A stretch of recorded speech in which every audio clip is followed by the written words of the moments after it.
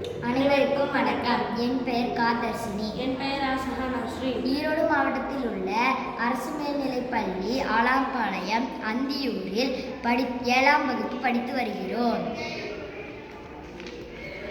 பேரிடர் காலத்தில் மழை பெய்யும். அதனால் ஃபோன் எமர்ஜென்சி கால் பண்ணணும்னா அதுக்கு ஃபோன் தேவை.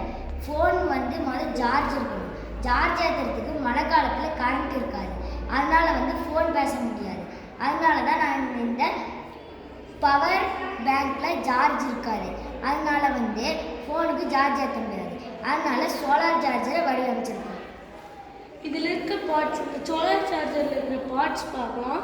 6V solar panel, 7805 regulator IC, USB connector.